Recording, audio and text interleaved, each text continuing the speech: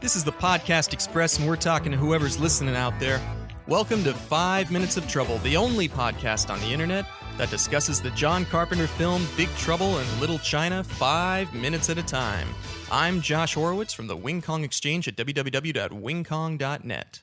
I'm Brett Stillo, your co-host and co-pilot, sitting here in the passenger seat. And today we have a great new guest for you. From the Unlimited Lives Gaming Podcast, I present comedian and overall great person, Crystal Beth. Welcome, Crystal. Hi. Wow. What a great introduction. I'm nice. I'm a nice person.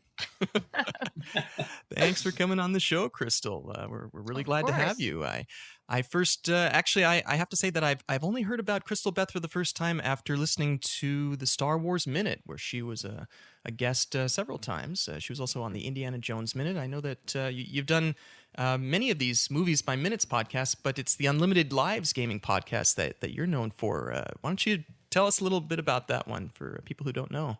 Sure. It's Unlimited Lives, and we're a video game podcast. We record through Cave Comedy Network, which is also where Last Podcast on the Left is filmed or recorded. And it's great. We talk about video games. We kind of cater to noobs and advanced because we like to be inclusive in the gaming culture. And we have giveaways at the end of our every episode, and we talk about news and old things that we like and games we're playing, and we record live on Twitch at twitch.tv/unlimitedlivesradio at Thursdays at 6 p.m. So it's really fun. I really like it. I record with a bunch of comedians, so we have a lot of fun. That's awesome. Yeah, Twitch.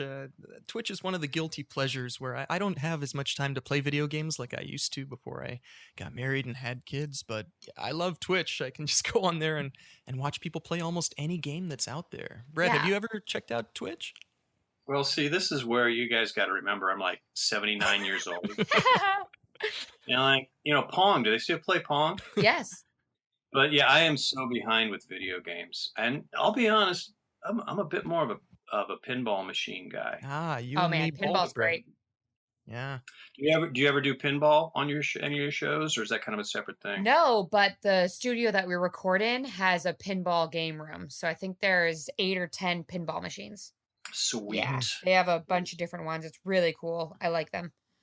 And I have another smaller podcast called Tilt, and it's named Tilt after what you can do with a pinball machine. On a tilt. Nice. Very cool. Nice. But yeah, we're going to be talking about minutes 65 through 70 of Big Trouble in Little China. The minutes begin with Egg Shen changing his outfit and getting ready to go into the Wing Kong for the final showdown, and they end with a Chang Sing being eaten by an underground monster. This is some interesting minutes coming up, and I'm glad you're here to discuss them with us, Crystal. Yeah. Me too. These were good ones. Yeah. And speaking of segues, one thing I noticed about this particular 5-minute segment is, it's kind of a transitional thing, right? We're kind of moving the plot along, but it could also be part of a video game. We have 2 levels that our characters must get through in order to get to the upcoming big battle. That's true. We're getting up to the boss. Mm-hmm. Yeah. We've got the opening overworld parts. We have the underworld, and some hints of the boss, and his mini bosses. I suppose if you consider the storms to be like that. Yes. Manager of the month. Yeah, they're all here in this episode, but we do start out at Egg's place. We see him with his sorcerer outfit, having just done a bit of a quick change in the last episode. Notice he's got that old school ever-ready flashlight, and he's got that magic gourd. Jack looks bewildered. I mean, this is still a Jack Burton that's going through transition. I mean, if we remember, at the very beginning of this movie, Jack was just your everyday guy, who's experienced some unreasonable things. He didn't know what's going on. He's still a little bewildered, at Egg's quick change and just what's going on. But he's going to be moving. He's going to be doing his thing coming up pretty soon. I love his bewilderment. And I like that this is over halfway through the movie and he's still like, what the heck is happening? What is going on here? Which is exactly how I would act if I was if something like that was happening around me. I'd be like, what? And I do not understand what's going on. It's a what? Who? It's so Yeah, funny. Jack very much kind of echoes, I think, audience sentiment at the time. And even Brett, who saw this for the first time, I mean, you've been saying, like, you didn't quite get it the first time you saw it. No, I was kind of like Jack, come to think of it. I was, oh, come on. In a word, I was, oh, come on. But here's one to throw out. At this point, does actually Jack get it more than he's letting on? But is he just a guy who likes to complain? Because in a way, when he's some of these lines, it's a little bit, oh, this now, really? It's yeah. It just reminds me of one of those guys who really does know the score, yeah. but he just he has to put a curmudgeonly spin on it. He seems more exasperated than he does bewildered. Yeah, it's like, oh, not you. Remember, come on. Yeah. He's really Henry Swanson. Remember, folks, Jack Burton is a creation of Henry Swanson. And in order to keep Jack Burton going, he just has to keep feeding that monster ego. So if he ever relaxes, then he's back to Henry Swanson, Oh, look at gosh. Look at this guy. I got my wife, or my wife got me. That was our little theory back many episodes ago, that perhaps, Jack Burton is not really the real deal here, that it's really Henry Swanson who has this guise of being this trucker. And he reverts back to Henry Swanson when he goes into the White Tigers. That's so funny. I would Henry Swanson's a cosplay that I would be okay doing. Oh, that would be a wicked cool cosplay. Those are the I think I have a plaid jacket I can send you that right? would make That's it work. I think that's my favorite kind of cosplay, is the one where some people will get it and those that do will love it. Because they'll get so excited that your cosplay is something they know and love that is so easy to do. Like that's perfect because it's not the main character. I mean, it is the main character of the movie, but it's not, the Fu Manchu t-shirt and high-waisted jeans. It's Henry Swanson. Yeah. Yeah, no, definitely. We actually just had, not too long ago, something that we posted up on Twitter where I found it was a girl who had cosplayed as Lopan. And it was an awesome looking outfit. I commented on that one that, former guest Audra Wolfman was mentioning, about Big Trouble Burlesque. And I said, well, there would be a good instance of Big Trouble Burlesque. We had a female Lopan going out there. That's a good point, because in a few minutes, we're going to see a sequence that could be a burlesque routine. Yeah. It's kind of it's on the cusp of that. Huh. But, one thing I wanted to point out while we're at Eggs Pad, you watch a movie 75 times, you start to notice things. And watching this segment a few times, I was kind of struck that, there's all this daylight that, we've been in a movie where it's been literally dark and stormy for like most of the movie. And we've been in subterranean rooms and various hells. And it's interesting how they lit Egg's place. You can see sunlight coming through the windows and it's very illuminated. And all of a sudden it's like, oh yeah, it's bright again. I mean, I almost squinted. Right. That's one thing I noticed from this. It wasn't the light. That's super specific. But now that you're saying it, I do realize it. I get so hungry watching this because the food looks so good everywhere. That bowl of food at the very start, right at the bottom middle of the screen. Oh my gosh. It looks amazing. Come to think of it, since we've been doing this podcast, I'd say the number of times I've ordered takeout has gone up significantly. Oh, that's funny. Yeah, I haven't really thought about that, but there are quite a number of instances where you see different types of Chinese food being eaten. You see sunlick beer, which we talked about on a previous episode. Different types of fruit, and I guess it's so much food, and it all looks so good. Oh. Yeah, well, I'm sure that this movie and Chinese takeout probably go hand in hand. Right. Oh, absolutely. And sunlick beer. Right. I do like with when people are doing the cinematography of movies, or I guess those people would be called cinematographers, when they do have the good guy in brighter light. It's a nice subliminal message of like, this is the one you're supposed to like. And then you immediately go down to the darker reds and you're like, oh, okay, this is the guy we're not supposed to like. Makes movie watching easier.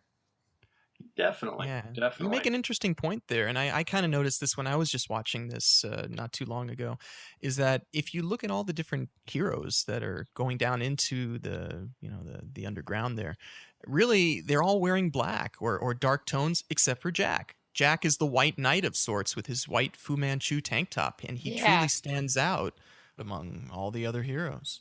Oh man, when I first watched this, when Jack finally took off his coat, I was like, yes, there are those arms I was waiting for. Yeah. Showing off the guns. Yes. Kurt Russell, he just has such a man's body. He's muscly, but it's not super toned. And the top's perfect. That's a good point, because I think this is 85, 86, and we haven't gotten into that like super like hedonistic, he's got abs, but they aren't abs of steel. Right. And it doesn't have that like super ridiculous definition, which I actually have a comment about, a note coming up. But he just looks like a nice, healthy guy who once tried to be a professional baseball player. Darn it. Yes, that's true. Yeah, we all have to watch that documentary. Do you remember what that one was called? I think it's called, get the air horn ready. I think it's called The Battling Bastards of Baseball. Oh, right. Yep. Yeah, I think we have a link to that somewhere on the website. I still have to watch that. That's cool. Yeah. His father owned the Portland Mavericks. Wow. Yeah. That's really cool. But moving along a little bit in the minutes, some of the things I noted here before they actually go down into the underground, we see that one of the Wing Kongs has a long metal pole, and that reminded me that it's interesting that the Chang Sing, they're basically bringing swords and clubs. Really, it's only Jack that has the gun, and we're going to find out later what actually happens to Jack when he brings a gun to a sword fight, basically. That's a good point. These guys know the score. Yeah. Egg has he has that Dirty Harry revolver, but then he never uses it. Yeah. It's like a code of honor among them where it's like, yeah, you can use all these things, but proud of where you came from and your heritage, and that is poles and swords and ninja stars. Yeah. And if you think about it, during that fight, nobody really has any firearms. I mean, the closest that it comes to, I guess, is Egg's grenades. But yeah, no guns. It's all just sort of traditional fighting. Magic. Yeah. Magic grenades. Magic grenades. That's right. Magic grenades. Before we go down to the depths, I have to be an uber nerd and point out one thing, or speculate one thing, that, another cool thing about Egg's place, he's got a secret panel. Yes. That leads to, the below grounds. And how do you get down there? A fire pole. And I'd like to think that since this was probably filmed on the Fox lot in the 80s, studios keep props from other productions. Maybe that fire pole is the Adam West 1966 fire pole. Oh, that would be little Batman cool. there, sure. Yeah. We'll never know. We'd have to find that pole, do some DNA tests, but... It's funny you mentioned that. One of the thoughts that I had when I used to watch this as a kid was that, when they slide down the pole, I was thinking, like Batman going into his secret lair. But I was just struck by how short of a drop it is. It seems like they're going down maybe 7-8 feet or something, and they hit there. Yeah. And when we cut to, the cavern, Russell is sliding down it so like strangely awkwardly. He's sort of like, it's almost like he's posing on the thing, or they had him on wires. He's going down so slowly, and it's like, are you posing for a bronze statue, Kurt? So funny. It's he has a little arc in his back too when he's doing it. Kind of pulled back a little bit, gets down and like does that little hop and shrugs his shoulders and look around. Well, good preparation for a future role in Backdraft. There's your fireman reference right there. There we go. This part right here that we're talking about gave me one of the biggest laughs in the whole movie. And probably not for any reason you're thinking, but it's the first time his shirt is so far tucked into his pants that Oh. it looks like his pants are like up around his nipples pretty much, because the shirt is almost all the way into his pants. And it's the only time it's not untucked a little bit. And it looks so nerdy. So Yeah. it fits your theory. Yeah. No, bet you, like, this is one of those things we never know about, but like a simple stunt. He's just coming down a fire pole and like a bat pole. Clarify, it's a bat pole. Maybe that tank top kept coming untucked. Yeah. And they finally, to just get the take right, so there was continuity. There was like, okay, just tuck it in. We'll put some duct tape around your underwear. They pinned it to the bottom of his underwear. Yeah, just cinch that above your waist, and because it's almost like he's wearing a girdle underneath or something. Yeah, it's so high up. Well, that was a thing back then, right? I mean, a lot of people kind of just tucked their shirts in back in the 80s, and then 90s grunge came and everybody untucked it, and but I don't it's even know not this now. tucked in ever again. Yeah, and I try to explain high-waisted pants to my millennial friends, but they don't believe it. And I show them Saturday Night Fever, and they just cringe and hide and avert their eyes. No, how could this be? Well, all Jack's missing is one of those big belts, like a trucker belt with those really big buckles. It says, like Jack in the middle. Lighter in it. Yeah. Pop it out. Yeah, he totally needs a trucker belt. Mm-hmm. Or a trucker belt buckle. Yeah. Massive oversight. It's also an interesting costume choice from the costume designer, because belt loops in fashion, I used air quotes because I know nothing about it. I have other friends that know a lot about it, though. In fashion, belt loops are made for belts. And if you have an outfit on with belt loops and without a belt, you're wearing it wrong. Mm-hmm. So, and I feel like costume designers would know that as well. And I think it must have been a choice to not have the belt there, but it works because sometimes the belt loops are completely rounded out. Like they're never flat against the pants. It looks like there was once a really fat belt in there and they're like stretched back. Funny. He lost it in a bet. Huh. Things you notice 5 minutes at a time.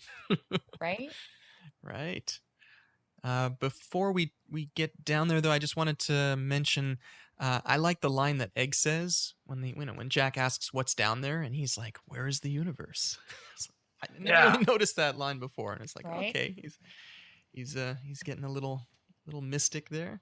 And it's never explained. It's one of those things that I noticed that when I first watched it, because obviously I was paying attention to every second of the movie because I didn't know where my minutes were going to be. And he was like, "It's the universe." And I was like, "What does that mean?" And everyone was just like, "Oh, all right." And I was like, "No, what does that mean? What are they going into we're already in the universe. Is this a sub-universe in the basement, like a sub-basement? Like we're going down to another universe? Like the galaxy's on Orion's belt? Like, is that what we're talking about?" And then I still don't know. It does seem like a very Richter-esque type of line, doesn't it, Brent? Yeah. And you had a somewhat Jack Burton-esque response. Wait. What universe are we talking about here? Could you be more specific, please? Is it our universe or a universe that is mapped on top of ours? Yeah. Now you start getting into some of those speculations, some of the stuff like Pete Mummert was saying a while back, which is, are they actually descending into hell? Are they going into different types of dimensions or universes? Just going down the fire pole. Bat pole. Bat pole, yes. Bat pole. I do like Jack, his reaction when Wang tells him, "Oh, don't be afraid." And he's like, "Afraid? Are you kidding?" He's got all that bravado, and then he just turns and you see his face drain in dread for a second. Yes. Again, it's a tribute to Kurt Russell and his comic timing, because it's a real subtle one. Mm-hmm. I watched that actually a couple of times and just noted another actor could have hammed that up and done a real overt. Yeah. But isn't it funny? I can just make that sound. You guys instantly saw the face. Yeah, exactly. He's at maybe 25%. He just kind of knows. They got me in a close-up, so I can just do a slight quarter nya, and it'll play big on the screen. So He's so funny. We get another "Where are we?" line from Jack when they're down there. Yeah, you could do so many different drinking games with this one. One where just Jack is unaware or totally confused would be one, I think. That in addition to elevators. Let me see. Wang says they're underneath Chinatown. My question is, how far away is the Wing Kong Exchange from Egg's place? How many blocks underground are they walking to get there? You Or never how really many quite know. universes are they walking? Oh? Maybe they're going to a 6th universe that happens to be 6 blocks away. yeah, Maybe it's a warp zone. Yeah, maybe they're back in time, actually. Huh. That's interesting.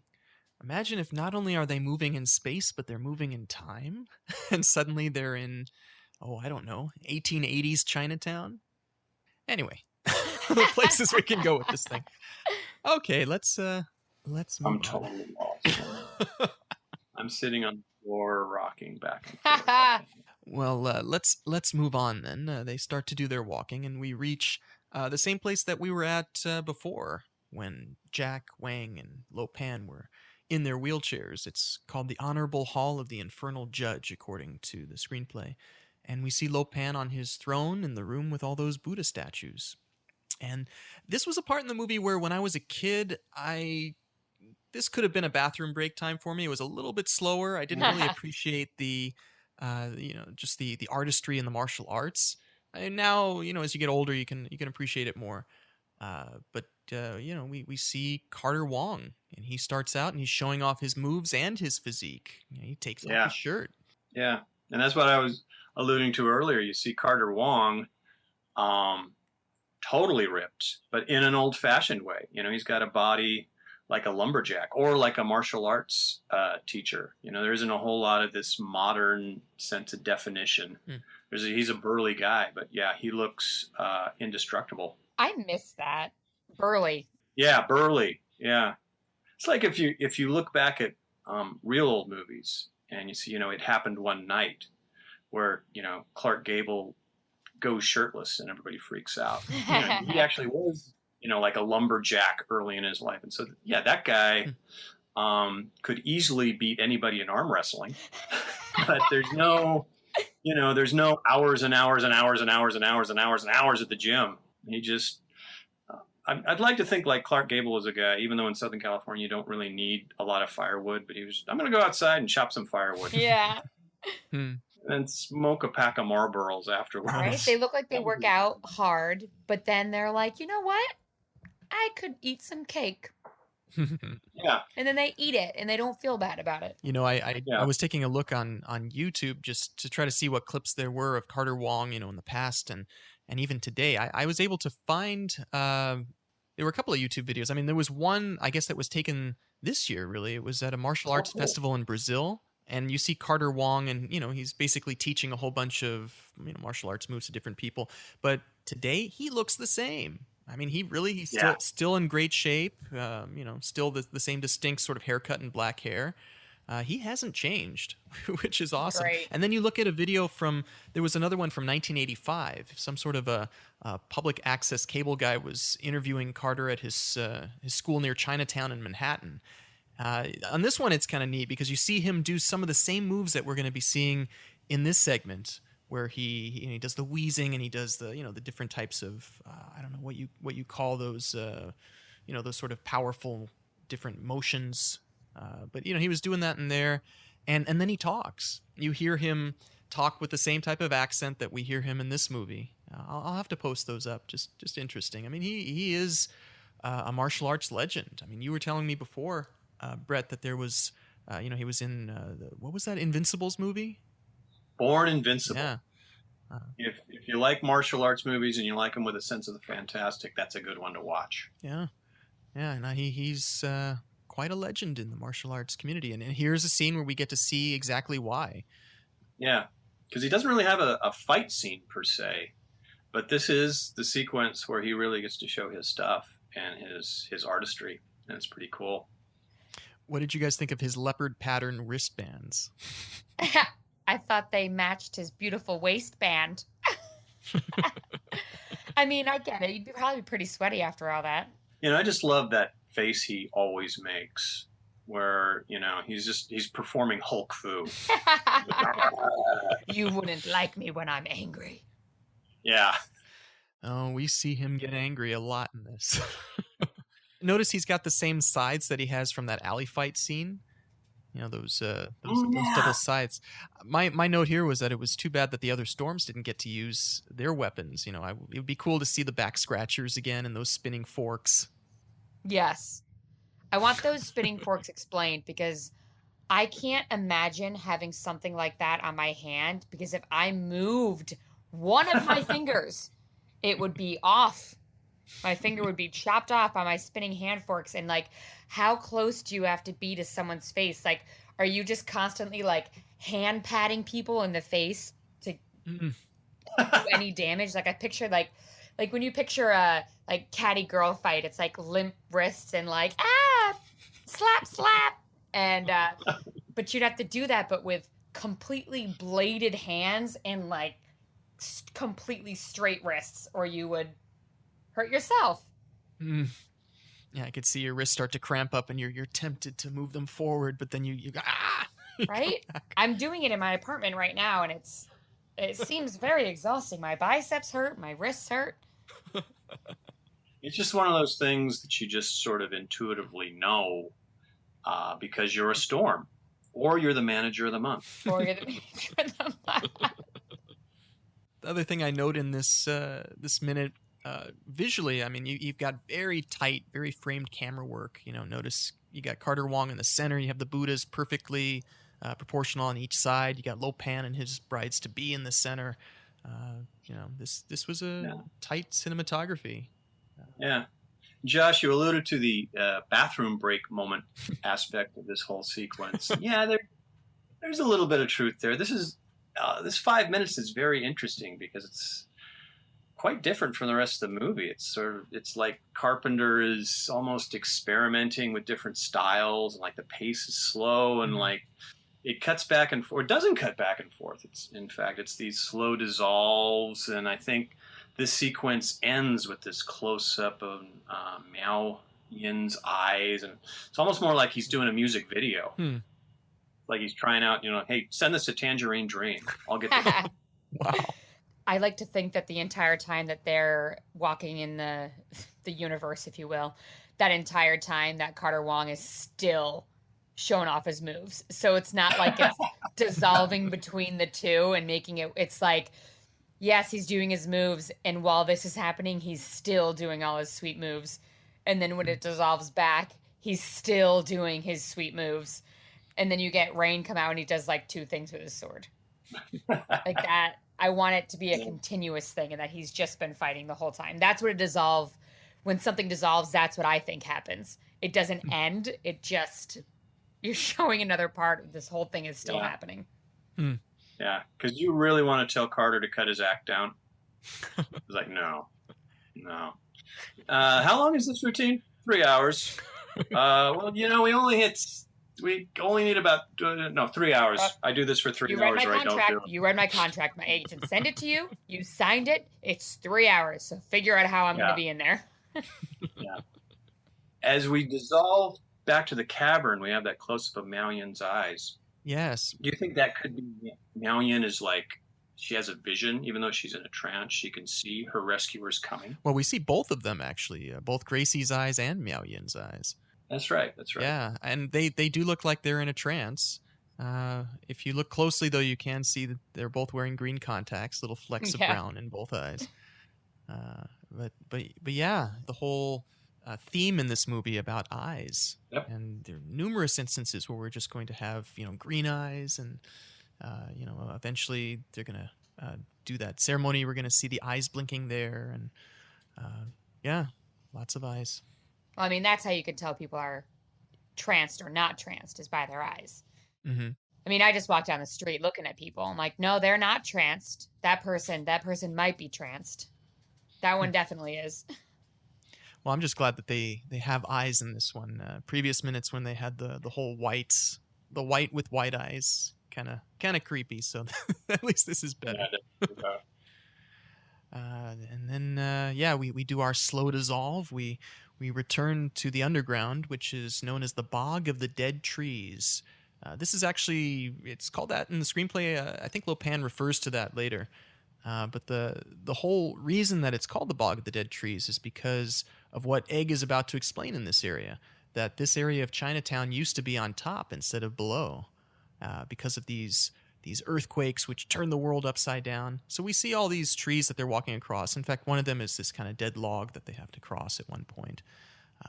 My note here is that we get our Black Blood of the Earth line, which is another kind of profound a line of many of these type in this movie. Yeah. What? Oil?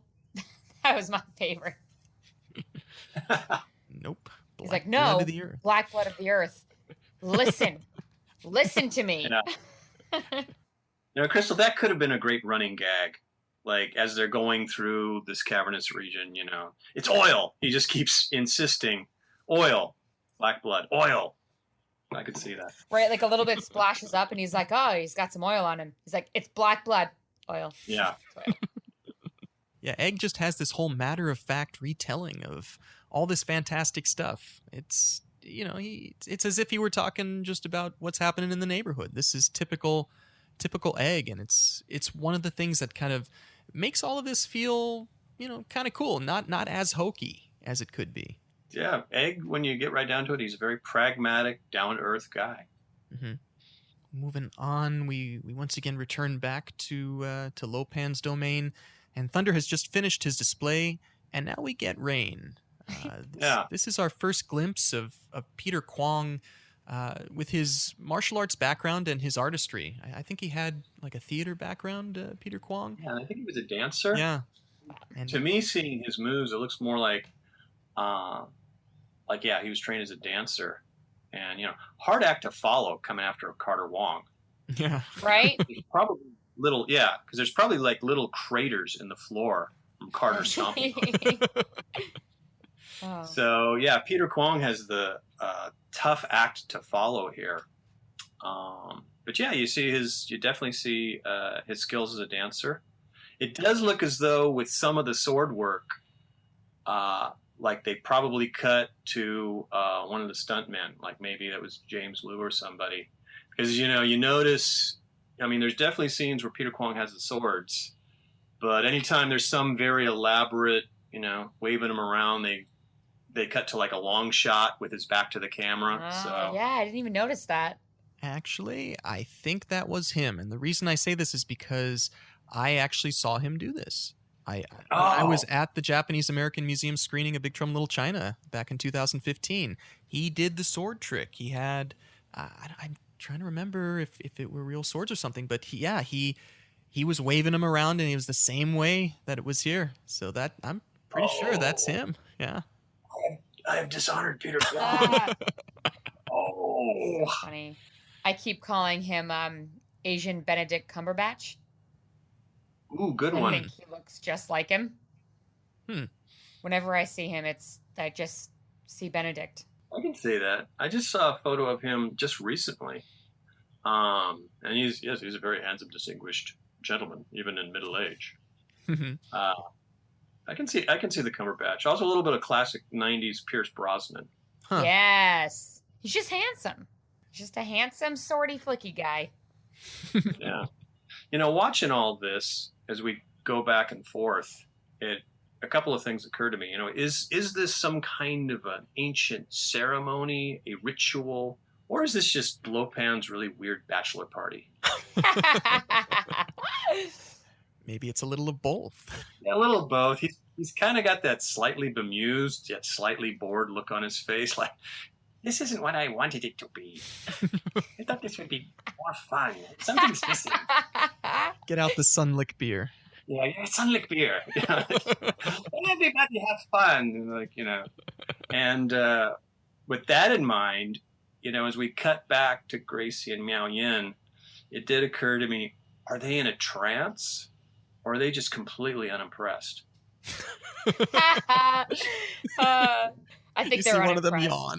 100%. Yeah, there's, picture we're at a karaoke bar somewhere, And these guys are just dancing in front of them. And they're like, yeah, okay, we gotta go. I like that. Can you hail an Uber? Yeah. Well, we do begin what's known as the Burning Blade ceremony. We're noticing Gracie and Meow are grabbing the swords by the blade, and I hope they're not too sharp. That would hurt. Yeah, I was honestly, the first time I saw it, I was expecting when the blade went into their hands that he was gonna pull it back and slice their hands for blood for some sort of ritual thing. So I'm really glad that didn't happen. Yeah, this movie is, aside from the little, I guess, droplets of blood that we see from when Lopan becomes flesh later, there's really no blood in this movie. Yeah. It's a very sort of bloodless, cartoony type of action film. Yeah, and even the blood that you do see, it's very obviously fake, and I feel like that is mildly on purpose. Mm-hmm. Where, I mean, I don't know how far into minutes we want to go with that, but I disagree. We have a lot of blood. We have the black blood of the earth. We saw a whole pool. Oh, that's true. No, I mean black blood of the earth. Oh. Okay. But yeah, as far as bloodletting and that whole thing, yeah, it is a surprisingly clean movie. Mm-hmm. It's like in Pirates of the Caribbean when I almost called her Emily Pond. That's a different franchise. Swan, when she's holding her neck over the coins, thinking that he's gonna like slice her neck open, he just cuts her hand. She's like, "That's it," and he's like, "Wait, it's not." It's like, "Oh yeah, you can't have rituals and not kill people." I forget. I just forget all the rituals I do where I kill people that you cannot.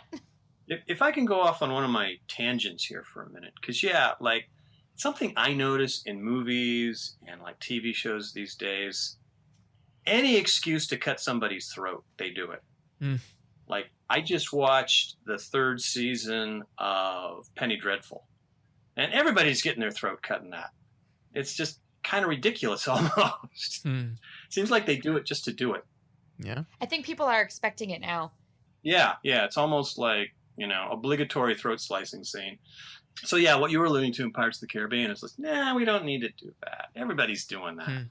When they levitate and they get to the ceiling, there's a little idol and the eyes glow green. Mm-hmm. At that point, yeah, I did expect to hear like a little, like video game musical cue, like ding ding ding ding ding. Yeah, like you can now go to the next level, and that's what I said earlier.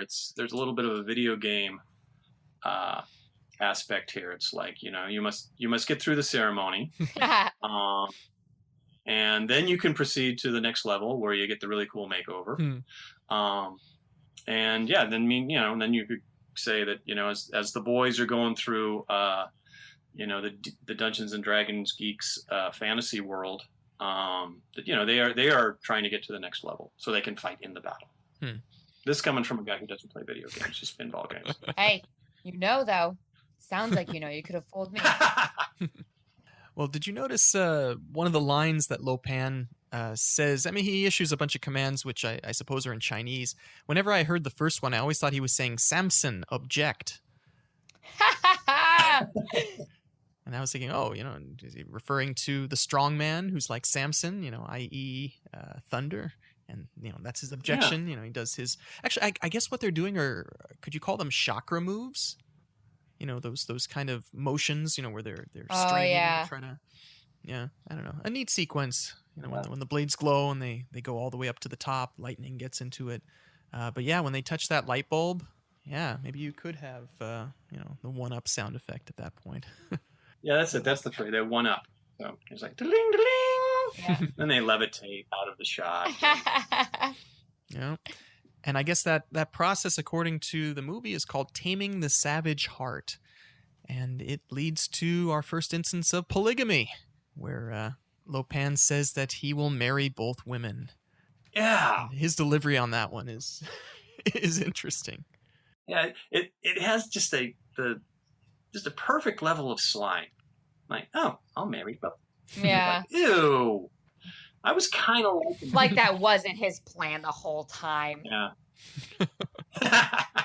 Well, I was looking this up. According to Wikipedia, polygamy is actually not prohibited in traditional Chinese culture. At the same time, it's not encouraged, but it was something that was kind of a common thing among emperors and nobility. So, seeing that Lo Pan kind of sees himself as a king, a warrior, part of the ruling class, it's sort of ain't no thing to be able to take two wives. Right? I mean, it's a really cool idea. I would love to marry a doctor, a mechanic, an acupuncturist, a nutritionist, a personal trainer, a computer technician, and then just a stay-at-home dad to take care of all the kids.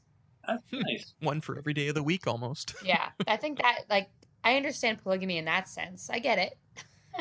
Well, at that point, I think what you've got is a harem, but it's a very modern, practical harem. It's very 21st century. It's a 21st century harem because you have everybody, everybody doing their job.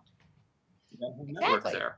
Well, I have an interesting little tidbit here, Crystal. I actually have the original W.D. Richter first draft screenplay of Big Trouble in Little China, and I keep sort of coming back to this because it has a couple of alternate versions of some of the scenes and cut things.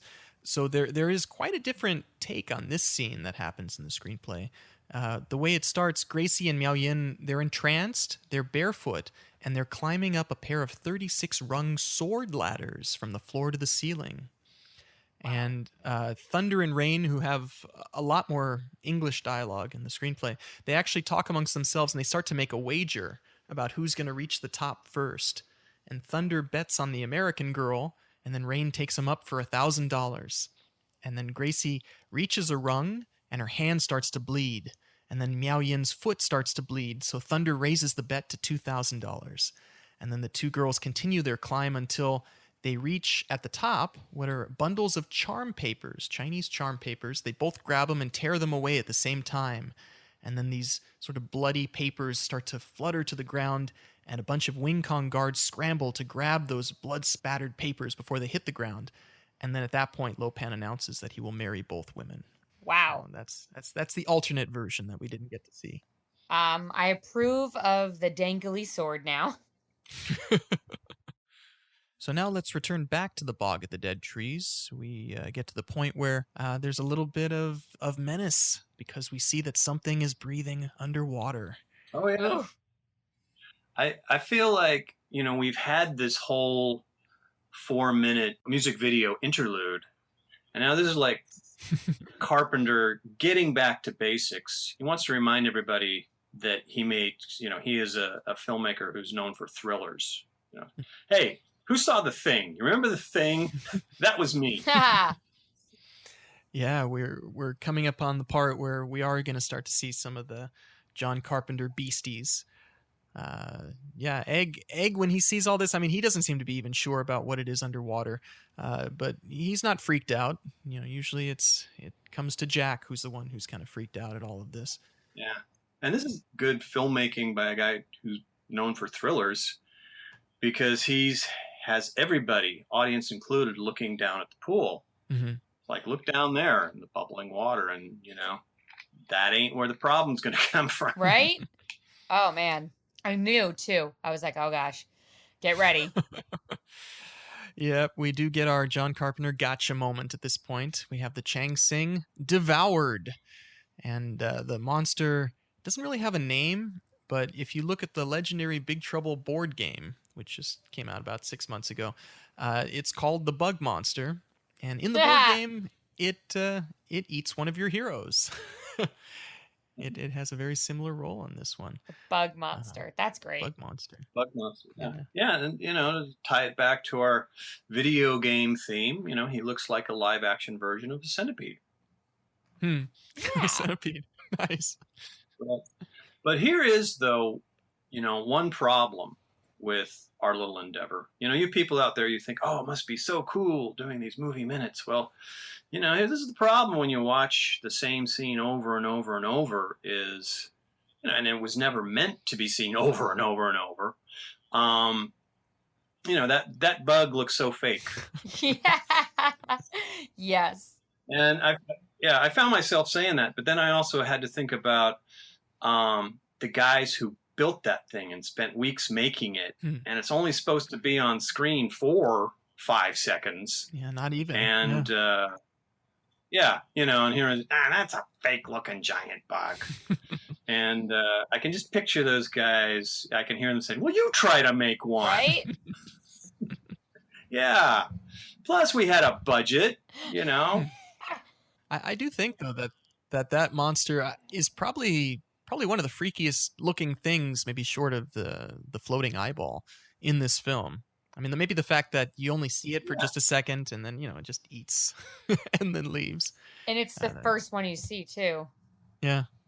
Where it's just like, oh gosh. Yeah. That's good old fashioned practical effects. It's not CGI. Somebody actually built that, and I'd like to think that little guy is on somebody's wall or in somebody's backyard in Burbank somewhere. I hope so. Yeah, what do they do with all these props and stuff once the movie's over? I wonder if some of these things do survive still. I wonder if they get sold too. Yes, sometimes they. Yeah, do you see them on auctions a lot now?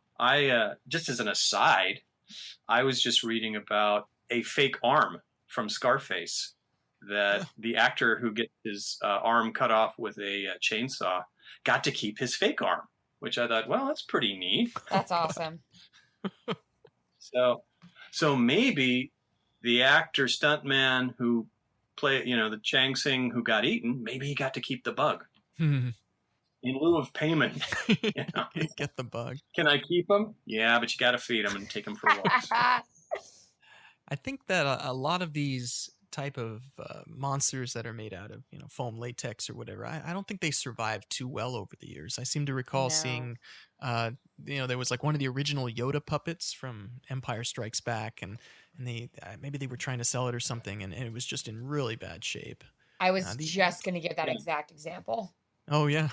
Yeah, it's I mean, even if you think about it, even if you just look at glasses, which are made to wear for a long time, they even start getting that foggy, milky color to the outside, and that's hard plastic as opposed to soft plastics, which is what puppets are made out of. And even my stuffed animals, I have this stuffed cat that I've slept with for every year of my life, and that thing is just ugly. It is. The eyes are like, the fur's pushed over them and it's flattened out, and its arms are like flat out by its side rather than up where they're supposed to be, and its ears are flat and its whiskers are all curled and its nose is rubbed off. And that's just from sleeping next to something. Never mind if something's in a prop box or something and keeps getting pushed around. So monsters start to dissolve, and then the stuffed animals start to turn into monsters. Oh man. Like the Velveteen Rabbit, except this bug exists now. Nice. Oh, we were just talking about the the Big Trouble in Little China board game. We had Leah Chang, who was one of the Wing Kong guards. She was on a previous episode, and she was really psyched to see that there was a card based on her. This card game board game is really cool. I don't know if you've heard of the legendary board game series, but this one for Big Trouble in Little China, they have all the different characters, all the nuances. Henry Swanson has his own card. It's pretty cool. Yeah. I think in this day and age, I think that's the ultimate pop culture tribute, is to get a card, or even better, maybe an action figure. Oh yeah. If you had a choice of receiving, say, an Oscar or an Emmy or a Nobel Prize, or having your own card or action figure, which in a sense is an Oscar, I think we all know what we want here. Oh my gosh. Heck yes. A goal in my life is to just be cool enough that when I go to Comic-Con, people are excited to see me there. I don't even need to have done something famous or exciting or popular. I want to go somewhere where if I'm on a panel or something, people are excited to hear what I have to say. Oh, I guess just in life, though. In life, I'd like people to be excited about what I have to say. But, man, just being a part of that culture of just people that get get obsessed with things and will play games about stuff because they have so much fun. It's so nice. I love it. Mhm. Well, it kind of goes back to your what you were saying about cosplay and having the somewhat obscure costume that maybe 1 in 10 people get, but that one person makes a difference. Same thing with, like the stuff we're doing, like with, our various podcast endeavors. Not everybody knows about it, but that one person who listens to you or tunes into you or reads your blog, when that person, you're going to meet that person, yeah, it's going to make a huge difference. Yeah. It's you. It's really cool. I wore my Star Wars Minute shirt to Comic-Con a few years ago, and a couple people came up and they were like, "Oh, you listen to Star Wars Minute?" And I was like, "Oh, I've been a guest on it." And they were like, "Oh, who are you?" I was like, "Crystal Beth." And they were like, "I love your episode." I was like, "Oh God, oh, it's happening. I'm famous. Oh, what do I do?" And I just like peed a little bit and ran away, but it was great. That's great. Just a little. Just a little, like Just a only little. enough for me to know, but I was still a little embarrassed, but it was okay. Mhm. Yeah. It can happen to anybody. Right. Yeah, I think the closest equivalent that I have, over the years I've been selling various T-shirts and tank tops associated with Big Trouble in Little China, and I would hear every now and then some people would tell me that, oh yeah, I've seen one of your shirts being worn by somebody when I was in the subway in San Francisco. I was like, oh, that's pretty cool. Making a little impact on the world, one T-shirt at a time. Yeah, I love that. I wanted to go back about a minute. Sure. Something I really wanted to point out, because he got shortchanged here, and that's Lightning. Mm-hmm. Thunder got his dance, Rain got his dance, and I guess you have to say it was a rain dance. Ouch. But Bum. Yes. Oh, was there. that was fun. You know how it is. You got to take it, or give it out. But Lightning, nothing. And Josh, is there any reference? Does Lightning have a dance in the script? No. No. In fact, Okay. yeah, this whole dance sequence isn't really outlined in the script. It was all about that whole thing about the ladder of swords. Okay, because I was wondering if it was simply an editing choice, or I can't remember much about the actor who played Lightning, but maybe he just didn't have the stuff. Yeah, James Pax. He was the one who was the model, I believe. He didn't have as much of the martial arts. Yeah. Well, he could have done some awesome Zoolander like walk. Yeah. Could have done a runway walk, or Just spun around and looked blue steel. yeah, totally done his version of Blue Steel. Blue Lightning. Now his is called Blue Lightning. Yeah, it would be. I think he does the little pouty look, and then there's little sparks. That's right. I also kind of imagined him just doing a totally lame dance. Like here, these two guys, Carter Wong, all strength and power, and Peter Kwong, grace. It's just a And, sprinkler. yeah.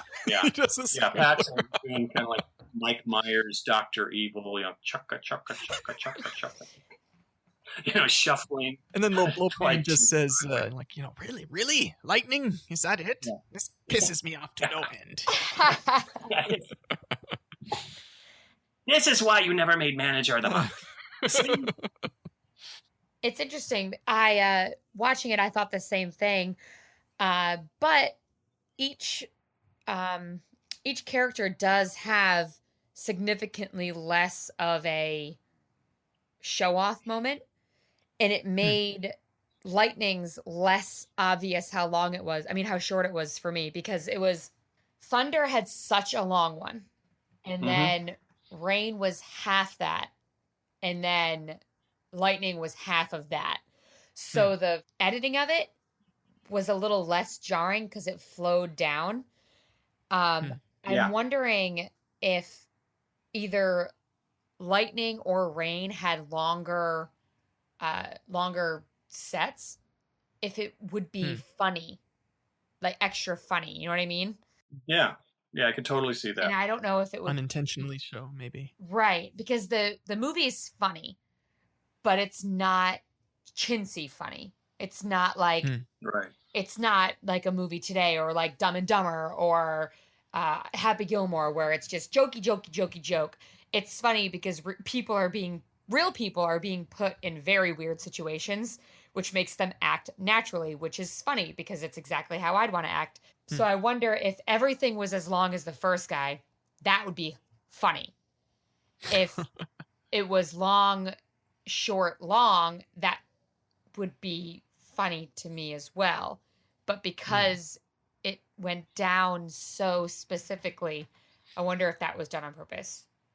I think you're right. Interesting. I think you're right. Yeah, because the whole ceremony, there is no humor in it. Again, it's sort of to me, it's Carpenter showing more of a stylistic side, and it comes off like a music video. Lightning does get a lot of close-ups with his lightning power. Yes. His lightning pole dance. Yeah, like this could have also been Richard Edlund saying, if I got to animate one more lightning scene, I'm going to scream. That's actually what that's what I was thinking, is that I wonder if it was just a budgetary thing where they didn't want to have to do more lightning animation for this scene. Maybe it was longer, maybe it was planned, but they just didn't bother doing it. That would make sense. Yeah. Yeah, completely. The and budget and time. I think, like I said, this has been an interesting 5 minutes because it's, in a sense, it's almost like we're taking a break from the movie. And we get, like I said, we get to see Lopan's bachelor party, and we get to see Jack and his friends play some a live action role playing game. But then from here, it's like, okay, back to work, as it were. So yeah, it could be just and they're probably looking at the dailies, so they just said, lightning's he's got a lot of close-ups where he's got lightning powers. So next, I don't know, could be. But yeah, that pretty much ends the 5 minutes. The last really note there was that we see that Egg is shining his flashlight on the magic beads, and maybe he's trying. That's how he activates them, but he doesn't actually really start to throw them into the next saw one. that, and he was like, I have to figure out which ones are my marbles. Because they look like little marbles in his hands. He's like, I shouldn't have packed my marbles in my bomb bag. Yeah, like maybe he's trying to find which one is the right one. Like, do I grab the one that causes the explosion? Do I? I don't want to grab the stink bomb, and the other one that just whistles Dixie. Just specific monster. Giant centipedes. Here we go. Oh, right. So funny. Each one is labeled according to the type of monster that you have to hit. That's a very video gamey type of thing. Yes. He's like Mega Man. All right. That ends the 5 minutes. But I had a question for you, Crystal. So this was the first time that you'd seen the movie before. You hadn't really seen it before we asked you to be on the show. Is that right? Yes, that's true. Yeah. So what was your overall thoughts, having never seen this movie? I thought it was super funny. Little did I know, the movie has been in my apartment for 2 years. My boyfriend had it because he loves it, and we've just never talked about it. And when I mentioned I was doing the podcast and had to watch the movie, he was like, what? And we were just hanging around with a bunch of our friends, and he's like, guys, we got to go. Crystal's got to go watch Big Trouble in Little China. We got to go. And it's always a joy listening to him laugh. And every other scene that came up, he was like, oh man, this is my favorite part. This is my favorite part. Okay, right here, this part. Okay, this is probably like my second favorite part. So I was watching it with my own hype guy. So it made it that much better. But even without that, I would have loved it. I thought it was so funny. And I was saying earlier, it doesn't explain anything. So I was like, what is it? I was exactly Jack. I was like, I don't know what that is. What? And then they don't show me. And I was like, I still don't get it, which then requires me to do research on it, which I've said on a couple other minute podcasts. I love movies, and I love good movies that have a rich backstory and a lore to them, because then there's something for me to research after.